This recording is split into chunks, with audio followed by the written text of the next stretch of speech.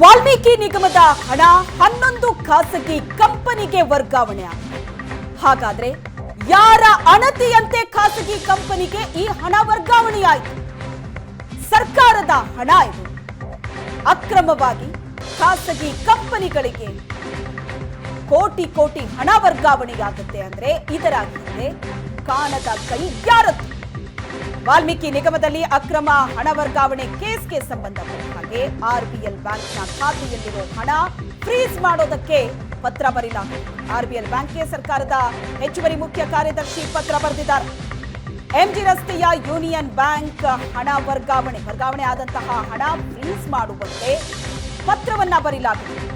ನಕಲಿ ಸಹಿ ಬಳಸಿ 89.62 ಕೋಟಿ ರೂಪಾಯಿ ಹಣವನ್ನ ವರ್ಗಾವಣೆ ಮಾಡಲಾಗಿದೆ. 11 ಖಾಸಗಿ ಕಂಪನಿಗೆ ಈ ಹಣ ವರ್ಗಾವಣೆಯಾಗಿದೆ.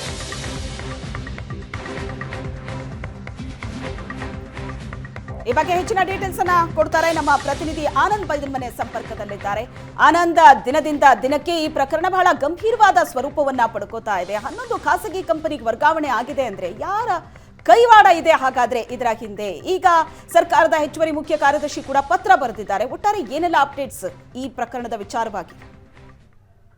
ಶ್ವೇತಾ, ಈಗಾಗಲೇ ವಾಲ್ಮೀಕಿ ಅಭಿವೃದ್ಧಿ ನಿಗಮದಿಂದ ಹಣ ಅಕ್ರಮವಾಗಿ ವರ್ಗಾವಣೆವಾಗಿರ್ತಕ್ಕಂಥ ಪ್ರಕರಣ ಸಹಜವಾಗಿ ಸರ್ಕಾರಕ್ಕೆ ದೊಡ್ಡ ಮಟ್ಟದ ಸಮಸ್ಯೆ ಕಾರಣ ಆಗಿದೆ. ಹಾಗಾಗಿ ಈ ಪ್ರಕರಣವನ್ನ ಭೇದಿಸ್ತಕ್ಕಂಥ ಪ್ರಯತ್ನ ಒಂದ್ ಕಡೆ ಸರ್ಕಾರ ಮಾಡ್ತಾ ಇದೆ. ಹೀಗಾಗಿ SIT ಕೂಡ ರಚನೆ ಮಾಡಲಾಗಿದೆ. ಪ್ರಮುಖವಾಗಿರ್ತಕ್ಕಂಥ ಅಕ್ರಮದಲ್ಲಿ ಹಲವು ಸಚಿವರುಗಳು ಮತ್ತು ಕೆಲ ಅಧಿಕಾರಿಗಳ ಹೆಸರುಗಳು ಕೂಡ ಕೇಳಿ ಬಂದಿರುವಂತಹ ಕಾರಣಕ್ಕಾಗಿ ಸರ್ಕಾರ ಈ ಪ್ರಕರಣವನ್ನು ಅತ್ಯಂತ ಗಂಭೀರವಾಗಿ ತೆಗೆದುಕೊಂಡಿದೆ. ಹಾಗಾಗಿ ಈಗಾಗಲೇ ವರ್ಗಾವಣೆಗೊಂಡಿರ್ತಕ್ಕಂಥ ಹಣವನ್ನ ಮರಳಿ ತರಿಸುವಂತ ಪ್ರಮುಖವಾಗಿರ್ತಕ್ಕಂಥ ಕೆಲಸವನ್ನ ಸರ್ಕಾರ ಅರ್ಜೆಂಟ್ ಆಗಿ ಮಾಡಬೇಕಾಗಿದೆ. ಹಾಗಾಗಿ ಈಗ ಆರ್ಬಿಎಲ್ ಬ್ಯಾಂಕಿಗೆ ಯಾವ್ಯಾವ ಅಕೌಂಟ್ಗಳಿಗೆ ಹಣ ವರ್ಗಾವಣೆ ಆಗಿತ್ತು, ಆ ಅಕೌಂಟ್ಗಳು ಯಾರ್ದು ಮತ್ತು ಆ ಅಕೌಂಟ್ ಯಾವ್ಯಾವ ಅಕೌಂಟ್ಗಳಿಗೆ ಹಣ ವರ್ಗಾವಣೆ ಆಗಿತ್ತು, ಆ ಎಲ್ಲಾ ಹಣವನ್ನು ಕೂಡ ವಾಪಸ್ ಕೊಡುವಂತೆ ತರಿಸುವಂತ ಪ್ರಯತ್ನ ಸರ್ಕಾರ ಮಾಡ್ತದೆ. ಹಾಗಾಗಿ ಹೆಚ್ಚುವರಿ ಮುಖ್ಯ ಕಾರ್ಯದರ್ಶಿ ಮಂಜುನಾಥ್ ಪ್ರಸಾದ್ ಅವರು ಕೂಡ ಈಗಾಗಲೇ RBI ಅಧಿಕಾರಿಗಳಿಗೆ ಪತ್ರವನ್ನು ಕೂಡ ಬರೆದಿದ್ದಾರೆ. ಈ ಪತ್ರದಲ್ಲಿ ಬಹಳ ಸ್ಪಷ್ಟವಾಗಿ ಹೇಳಿರ್ತಕ್ಕಂಥದ್ದು, ಬೇರೆ ಬೇರೆ ಅಕೌಂಟ್ಗಳಿಗೆ ಯಾವ ರೀತಿ ಹಣ ವರ್ಗಾವಣೆ ಆಗಿದೋ ಆ ಹಣ ತಕ್ಷಣದಲ್ಲಿ ವಾಪಸ್ ಬರಬೇಕು ಅಂತಕ್ಕಂಥದ್ದು. ಯಾಕಂದ್ರೆ ಇಡೀ ಪ್ರಕರಣದಲ್ಲಿ ಬಹಳ ಪ್ರಮುಖವಾಗಿ ಕೆಲವು ಪ್ರಮುಖವಾಗಿರ್ತಕ್ಕಂಥ ಪ್ರತಿಷ್ಠಿತ ಕಂಪನಿಗಳಿಗೆ ಹಣ ವರ್ಗಾವಣೆ ಆಗಿರ್ತಕ್ಕಂಥದ್ದು.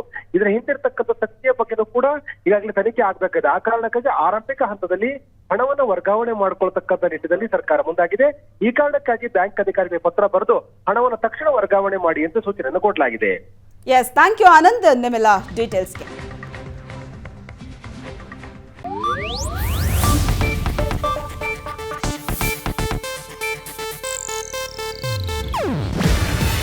ಇದು ಏಷ್ಯಾನೆಟ್ ನ್ಯೂಸ್ ನೆಟ್ವರ್ಕ್ ಪ್ರಸ್ತುತಿ. ನೀವು ನೋಡ್ತಿದ್ದೀರಾ ಏಷ್ಯಾನೆಟ್ ಸುವರ್ಣ ನ್ಯೂಸ್.